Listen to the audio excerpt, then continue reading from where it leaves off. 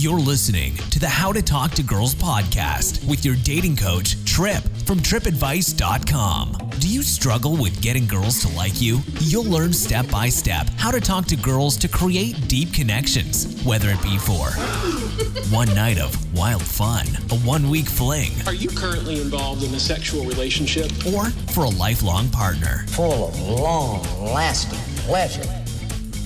Here's your host, Trip. Hello and welcome to the How to Talk to Girls podcast. I'm your host, Trip, from tripadvice.com. And we have an interview today with Dr. Karin Anderson Abrell. Yes, and she is a doctor, that is correct. And we're going to be talking specifically on a really, really great topic that I think is going to help you a lot. And I'll tell you why. So the topic of today is how not to settle. We're talking about teaching you how you can't and shouldn't settle in a relationship or settle with someone to get into a relationship. And I'm hoping that you're listening to this podcast for the biggest reason not to settle. I would imagine that's why you want to learn this stuff. You don't want to date just anybody. You don't want to have sex with just anybody. I hope you're looking for a quality, awesome woman.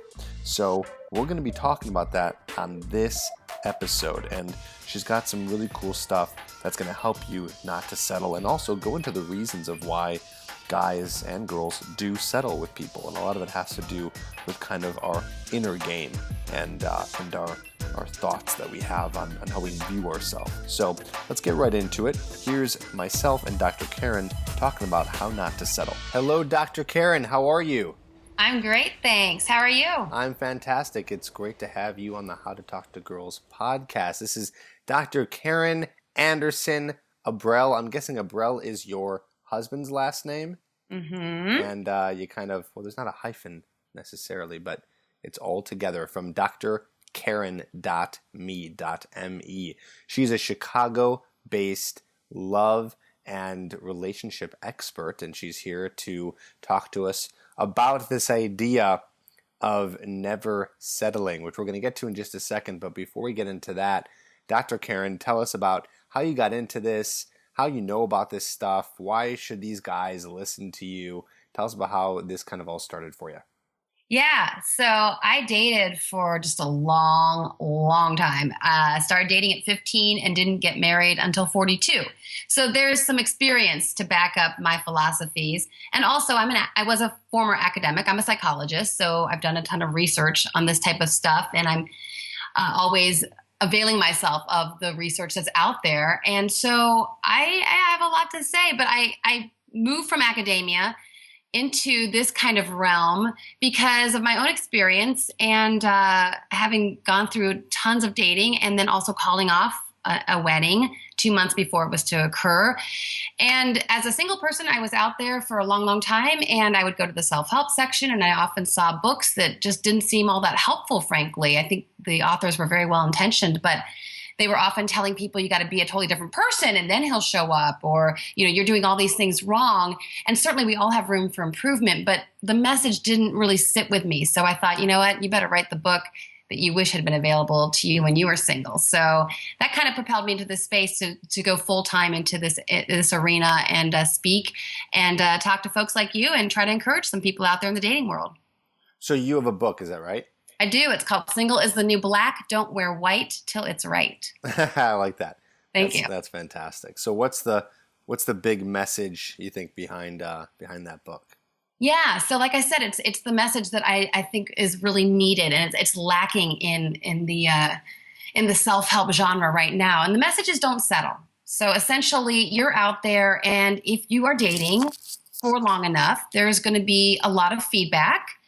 And some of it, again, is probably helpful, but some of it is going to tell you that you need to be doing this and that and the other.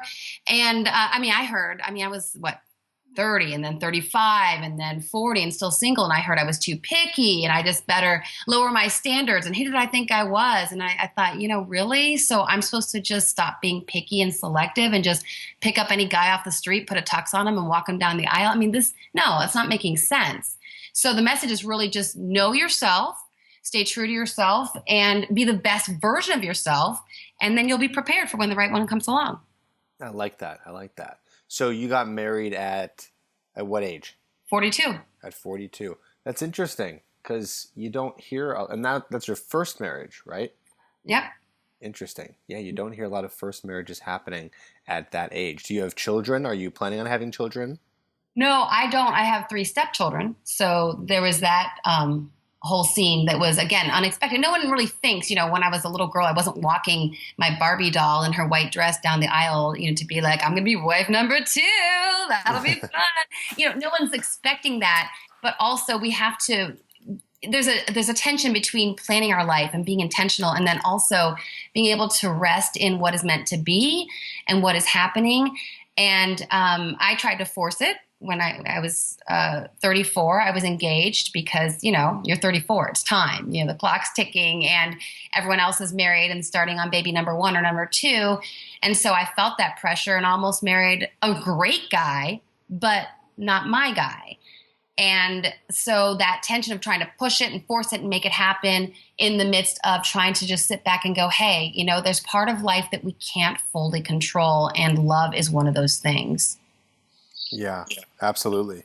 So what do you think are some things you can share with the guys who are listening in terms of, you said something that I always like to say is, be the best version of yourself that you can be. So what would you tell the guys in terms of how they could do that? Yeah, well, what that means to me is not relying on anyone else. And we're very, very vulnerable to this when we're younger, in our teens and 20s, and even into our 30s. We sometimes are looking for someone else to validate us. I know women do it all the time. If I date the right guy who makes the right amount of money and drives the right car, then I can feel okay about myself. And men can do it too. If I have, the hottie that all the guys are jealous that I'm with, then I can feel like a guy, like I'm a man's man or whatever. We're looking to validate ourselves from an external circumstance, in this case, a person. And that's not fair to do to someone, because you need to be validating yourself and figure out your worth through yourself. And B, it's not sustainable, because if that person steps away from you and their path isn't to be with you for the rest of your life, then you're crushed, and then you're hopeless and despondent. And so that's one of the things I would encourage the guys that you're talking to, that you need to be a man in and of yourself and not looking to someone else to validate you. That's one part that I think is being the best version of you. Yeah, I see it as not letting others control your feelings.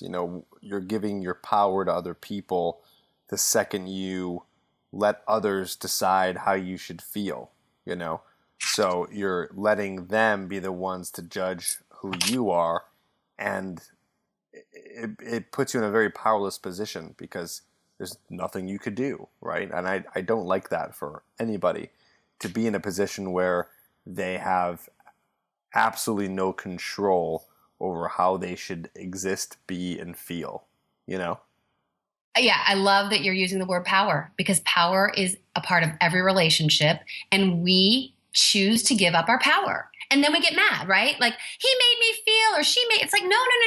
No one made you feel anything. You allowed someone to have their experience or whatever they're doing affect you and affect your feelings, but we don't see it that way. We have given away our power. So I'm always encouraging the people I talk to, like you're saying, you're in control of your emotions. You're in control of your happiness. One of my hashtags that I tweet about all the time is #GetHappy.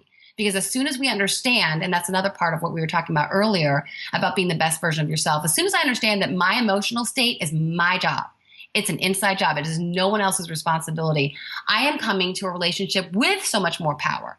So for example, my husband, like I said, he was married before, and obviously the marriage didn't work out. So for a period of time, it wasn't working, and no one knows a bad emotional state than being in a bad marriage. I mean, that is the most lonely experience you can have. I mean, I was single for forever, but no one's lonelier than someone alone in a marriage. But he remained a happy, hopeful, positive person. He didn't let that take over his entire emotional state. Me, I'd had one heartbreak after another and a called off wedding and so forth, but I also remained happy, hopeful, and positive. So when we came together, very different trajectories, but very similar ways of coping with what life had dealt us. And then we became Not that we needed each other. We certainly didn't need each other. We were in our 40s, but we wanted to be together. And that to me is a very powerful position for a relationship. I like that. I like that. And I think that's also a powerful position for a guy who's going out there and trying to meet women and going through dates, having bad dates, getting rejected, dealing with women who are not interested in him as much as he might be interested in them. He puts all of their self-worth into whether or not the girl likes him. Yeah. And I find that happening over and over and again. I mean, it used to happen to me as well, when I was much earlier and didn't really know about personal development and things like that, and when power shifts and all that stuff. Yep. But I think that a lot of guys can kind of learn from that now, even at a time before relationships. It starts the second you go up and talk to a girl all the way until you're in a 20-year marriage, Yeah, because the power thing never stops. It's part of every relationship, not just romantic relationships. But it doesn't have to be a game per se, because it's not a game if I know that I'm in control of my emotional state and the power that I'm choosing to give someone or not. And so certainly when you get married, there's a commitment there, and I've turned over some of my power to my husband, right? Because he now has, if he would cheat on me, it would devastate me. But before marriage, especially, we need to be much more guarded, really. And it doesn't mean that we approach someone with, our hand out saying, not like an approach avoidance kind of thing, but we do need to guard our hearts. And we have to remember, like for the guys that you're working with, my thought is remember that she's so lucky, and not to be just like a jerk or condescending, but she's so lucky that you're talking to her, because if you know what you have to offer a relationship, then you're coming from a position of, hey, I'd like to get to know you, but hey, if you're not feeling it, that's cool, because someone else is going to get this great experience of being in a relationship with me. Do you have any idea of how a guy can figure that out? Like, how does a guy know his worth or his value? How does a guy figure that out? Because I agree with you. I say the same thing, that she's the lucky one, and she's the one who's going to be benefiting from being with you as much as, vice versa. But you got to come in with that kind of positive attitude to put yourself in that power position. But how can a guy figure that out about himself? No, I think that's great. We got to concretize it, right? Because we get into like these kind of nebulous notions, and it's tough. I want to share a story that really hit home for me. And so the boyfriend that I had my last couple of years of college, and we just got along great. And there was just a lot of drama, not from us so much, but just from the circumstances of where our lives were taking us and so forth. So it was one of those on again, off again things that went a long time. And those can be the worst, because, the relationships that drag on and on and on, and you keep getting back together, it's so painful. Better to just cut it off in one fell swoop, although I was never particularly good at that. But I remember the couple years afterwards, and so now I'm in my late 20s, and I just was having the hardest time getting over this guy, because he was a great guy. And I had broken up with him, so it wasn't like I could just be like, he left me. And there was part of me realizing it didn't feel 100% right, so I stepped away. But I still miss him, and I still love him, and he was such a great guy, so why didn't this work out? And I kept giving a lot, again, power to the relationship, until one day it finally dawned on me that half of that great relationship that I'd had was me. And I still had me, and I could still be great in a relationship, and I still had that to give the next person. And so I had to realize that I was carrying around power that I wasn't even aware of. And so to your point, to your question, when guys are looking at how to get that, it's all about making sure that you are building yourself up, and not this kind of phony like rah, rah, rah, but really like getting to know yourself, getting to like yourself. Because when you like yourself, then there's the inherent value in yourself and what you have to offer a relationship. When you don't like yourself, that's a struggle, because then you're trying to convince someone else to like you, and you don't even like yourself that much. Have you had patients come to you, and have you done clinical psychology, like where you sat down and saw patients?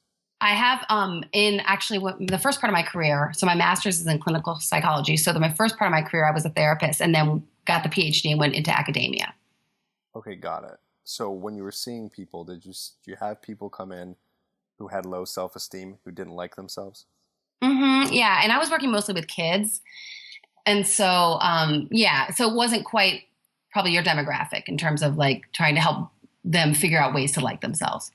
Got it. Okay. Is there any similarities by chance? Well, yeah, I do think so. I mean, because Any crossovers? Yeah, well, as you were asking that question earlier, another thing that kept coming to mind is part of this is just developmental. And one of the reasons that we see that the latest stats are showing that the older that we get married, the more likely, I mean, it's pretty intuitive really, the more likely we are to stay married and less likely we are to divorce is probably because we just need to live some life. I mean, it sounds so hokey. And certainly when I was in my 20s, I didn't want to hear about this wisdom that I could only get after I just put in the time of living. But there's some truth to that.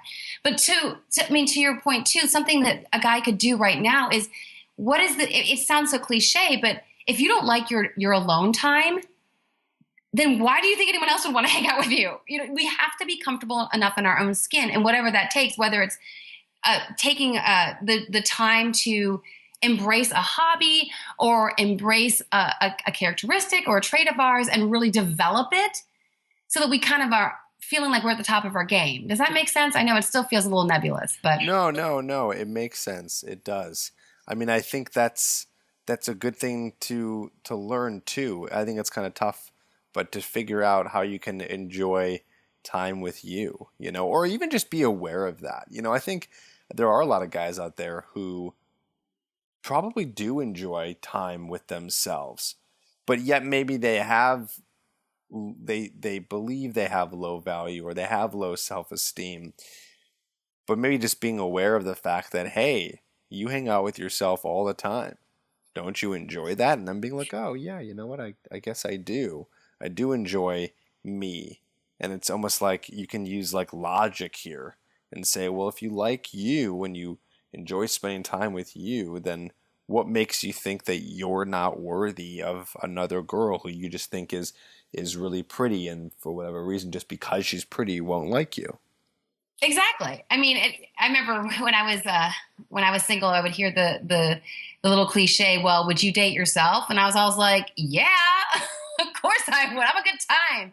And so when you get into that space, and we should all feel good about ourselves. And that's just, again, it sounds kind of corny, but yeah, I would suggest, I mean, sometimes I think about, like my husband and I will talk about someone who maybe, there's seeming like they need this external validation, like we talked about a little bit earlier. And so I'm always, my husband says, I don't think he got enough hugs when he was little, and some of you didn't, some people didn't grow up in the strongest households, and they're still kind of carrying around a little bit of an inferiority complex because they didn't get that from their parents. And so if that's you, then you got to do it for yourself. Once you're an adult, you can't really blame the past anymore. It's time to man up or woman up and take care of your emotional state. And for me, of course, as a psychologist, I would suggest getting to therapy and trying to pursue an exploration of whatever it is that is holding you back from really liking yourself. Because like you're saying, if you don't like spending time with you, then why would you expect anyone else would? And just because one girl didn't,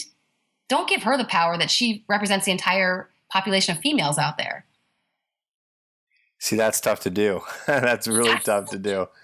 You get shot down by your first girl and it blows up your world a little bit, or even not, it's so weird too how our emotions work, how you will maybe go on some dates or get some numbers from some girls, talk to some girls, and you'll be really happy, but then like one of them shuts you down or doesn't text you back or doesn't want to spend time with you, and all of a sudden you're like, you are just, you shut down, right? Yeah. And you're so upset about it. But yet, you still look back and you're like, oh no, it did pan out with some of these girls, or that it worked out that time, but for some reason then you just focus on the bad part. You know what I mean? It's like, why do we do that? Why do humans do that? Why are we so good at focusing on the negative and not thinking about the positive? Well, there's a ton of research in cognitive psych that looks at that. Like, why do we blow up that one example when something went wrong and dismiss the 100 times that it went right? So that, it's part of the human condition. And so it's something we have to battle. And so I'm really into cognitive psych in terms of like taking control of your thoughts, because when you take control of your thoughts, that affects your emotions. And so if I'm feeling that I'm not so happy, I immediately start to examine what am I thinking right now? Because I'm obviously letting some negative thoughts get into my space, which are affecting my feelings. And so getting back to what you're talking about, you have to, I mean, that's really, really sound advice. Like if a guy's coming to you and he's really hung up about this one rejection, he's got to look at the other times when it did work out. That's so forget about the one time it didn't work out. Let's look at the times it did, and what can we do to replicate that experience in terms of approach maybe, or the way you handled yourself in the relationship. And so that's, again, where you get to a place where, okay, I've had success and I can have more success. But I've heard, it's interesting. I like talking to guys because I've heard that guys sometimes feel that they do handle rejection worse than women. And of course, I was rejected too over the years. But when I hear guys talking about being like utterly crushed, I wonder if there is something that if there's some truth to that, although I don't want to minimize the rejection that women feel. I think one thing that hits guys harder, I'm just thinking about this right now because that's a really good question. Like in general, why would a guy get hit harder emotionally than a girl? And one of the things I think is because there's a lot of work that a guy needs to do to court a woman. And I don't want to say work as in a negative way. It's actually really fun to be able to be in control of the courting process. What do I mean by that? I mean, the guy has to do the approach. The guy has to ask the girl on the date, set up the date. It's a lot of it is in the guy's hands. And so I think, when a guy comes so far and has done so much work and then gets rejected, it's like him building this like wall, like it's Tetris, and then it just gets knocked down and you're like, all that hard work and I did all this stuff and then she knocked it down. And of course it's more than just knocking down a wall, but it's kind of hitting who you are too. So it's hitting your ego, and it's hitting all this work that you put in. Where I feel like for a woman, and again, this is probably just one reason, even if at all, but just something I'm thinking about. Like for a woman, I don't know, it's not easier for women to date, I would say, but it's easier for them to find a man. I think it's easier to find a man initially. They get approached. They are the ones who kind of get hit on more than a girl hitting on a guy. It just that's kind of how it goes. So I don't know. I feel like rejection, of course, still hurts for a woman, but it's like they didn't put in all this kind of effort, and they know that it can come a lot easy. A guy has to like really pick himself up and like get thrown back into the game here. Now, again, this is coming from a male perspective, so I love to hear your perspective on that thought.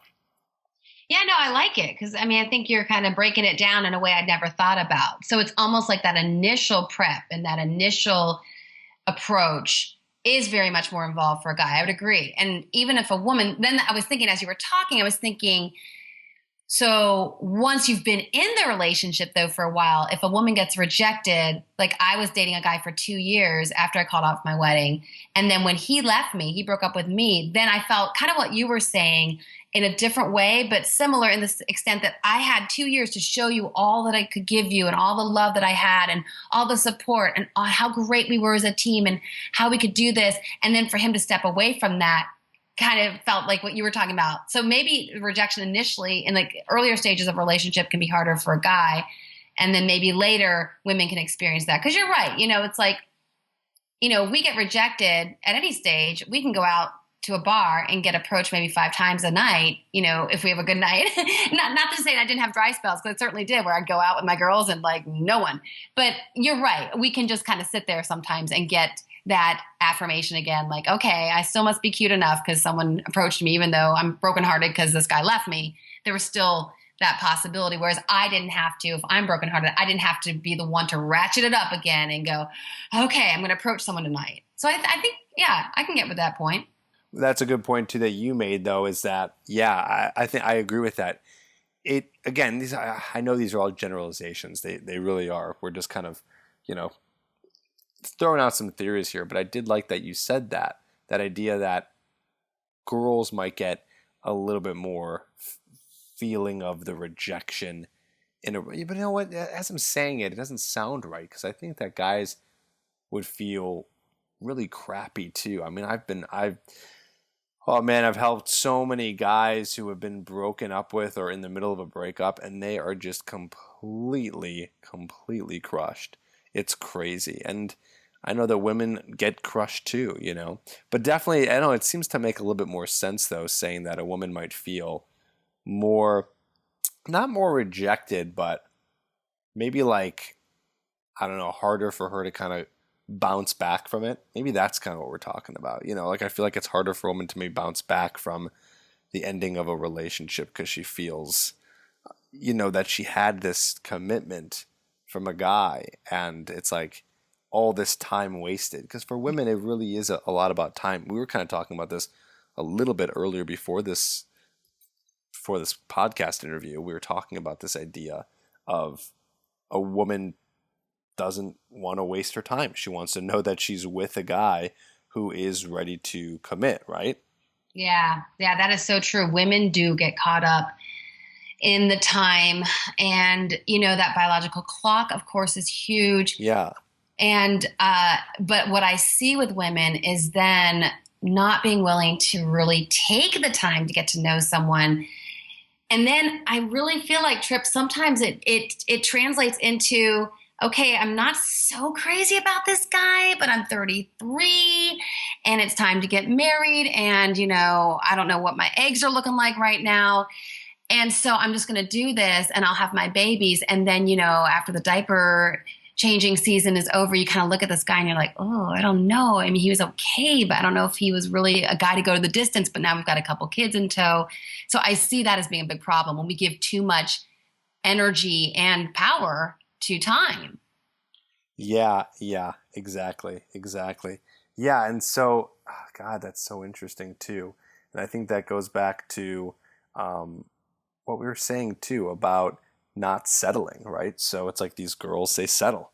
They end up just kind of with anyone. I think guys do that too. I really do. I think that guys who don't listen to this podcast. So if you're listening right now, honestly, I think you're very lucky. And not just because you're listening to Trip and his guest, but you're listening to something that is teaching you not to settle. And I think a lot of guys aren't aware of that. That's not even a thought in their mind. They are just doing it. They're just settling because they don't know that they can learn about women and about men and relationships and dating and how it all works. They don't know that they can get better at dating and get better at the skill of attraction, as I call it. And so what are they forced to do? They're forced to settle because they don't think they can get another girl.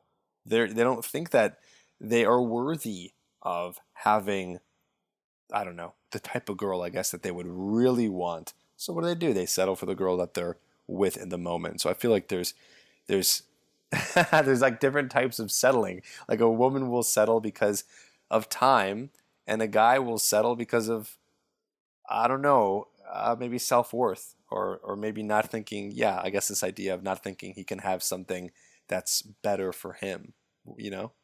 Oh yeah, I that's well put.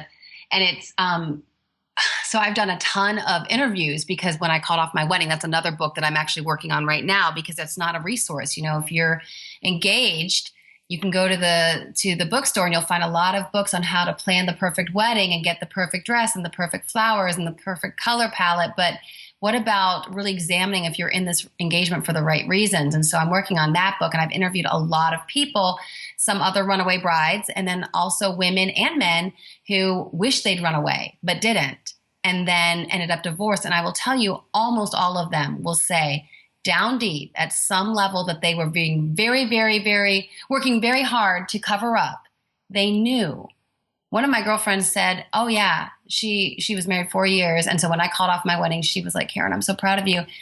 And I didn't feel proud of myself. I felt like a failure. You know, I felt like, oh my gosh, I didn't mean to, but I've led this guy on into thinking I'm going to marry him. And now I'm running away 2 months out and everyone's made the plans and money, you know, deposits have been put down. I felt like a failure, but she's like, no, you were so brave, because she's like, my wedding day, I remember looking at my dad we're at the top of the narthex at the church getting ready to walk me down the aisle. And the only thing I can think is if he would just look at me and say, Claire, you know, there's a limo right there. We don't have to do this. You and I can get in that limo. We can go. That is what she had really wished her father would say to her to give her permission to go. That's her most salient thought as she's walking down the aisle. I mean, that's scary. And guys, too, I've heard a really close friend of mine say, yeah, you know, I got married because, you know, we dated for like 8 years and I figured, you know, she'd earned it. And it was the next step. And I'm like, man. Yep. No lie. I mean, these are actual interviews with actual people. And so you hear a lot of people who've been divorced say if they had been honest with themselves, or like you're saying, if someone had given them permission to think about, am I settling? Because let's look at it this way too. People go, oh, you didn't settle. Like you think that it's not about me being like, oh, I'm too good for someone. That's not it. It's me being kind. Because I mean, if I'd married my ex-fiance, he would have thought he was walking down the aisle with the love of his life. And here I am settling. What, is that a kind thing to do? No. Is that loving? No, that's a jerk. I was being a jerk. I didn't mean to, but I was. So the most loving, kind thing to do was to free him up to find the love of his life, which he has, and he's happily married. And I'm thankful. But even if he weren't, it would be better for him to be single and have the opportunity to meet the love of his life still than to be stuck in a marriage with someone who just settled. And he will, and he probably did. You know what I mean? It's like, and it's just going to be an interesting story in his life of something that happened one time, and as time goes on, things will fade. So if any guys are listening right now who are in relationships, I don't know if a lot of guys who listen to this podcast really are, but you know what? Let's use what I like to call the preventative medicine, right? It's like, know for sure that this is really a girl that you want to spend time with, and whether that's just dating, whether you end up living with them or engaged, you know, really know in the back of your head, is this someone that you really deep down on a core level love, like, enjoy being around, see maybe, and this is for guys who are looking for the long relationships or are looking for marriage, you know, is this someone who you can really see yourself down the road with? And if there's some signs pointing to no, well, that should be one of your first kind of callings right there, that maybe you could do better for yourself. You know, and when I say do better, I don't mean that she's a bad person and she sucks and you can do better. It's more like better for you, not better than her. You know, it's just different, but something that's going to be better for you in the long run. No, exactly. I mean, and that's what I was trying to get at, is like, there was nothing wrong. I mean, I was engaged to a great guy. He just wasn't my guy. And that doesn't take anything away from the great guy that he is and all that he has to offer. It just wasn't a good fit for me. I mean, my dad used to say, dating's like trying on a pair of pants at the store. You know, you put on the pants, that's not a fit. There's nothing wrong with you. There's nothing wrong with the pants. It's just not a fit. But don't try to force the pants. If you're a 34, don't try to force into a 30. You're going to look stupid. Do you know? So it's just this recognition that it's not that there's anything wrong with either person. It's just not the right fit. And the more that we know ourselves, the older we get, you know, getting back to the development we were talking about earlier, the better we know what works for us in a relationship. Right. Exactly. That was great. Dr. Karin, this has been really, really interesting, informative, and I think that you have a lot to offer. So do you work with guys, right? I work with anyone. Right now I'm focusing on my writing, so I don't do any coaching per se, but, you know, I have a bunch of people I email because, you know, we'll meet when I'm speaking or something, and they'll email me and I do follow up that way. At some point I might want to do some of that, but I haven't right now because I'm speaking and writing, but anyone can email me and I would love to field some questions if they want that woman's perspective. I'd be happy to do that. And Dr. Karin is with an IN just because it's typically with an E. So I want to make sure if anyone does want to reach out, they can find my information on my website. Yes. drkarin.me, drkarin.me. Go check her out. She's got a cool website, cool things to say. And thank you for coming on, fellow Chicagoan. I'm always excited to interview and talk to people who grew up in the same neck of the woods and also are in the dating and relationship space. I think it's really cool. Yeah, thank you so much for the invitation to join you, Trip. I really enjoyed it. Awesome. Thanks so much. You bet. Don't forget to subscribe to the podcast and write a review. Over 18 and want a question answered on the podcast? Email all your questions to trip@tripadvice.com.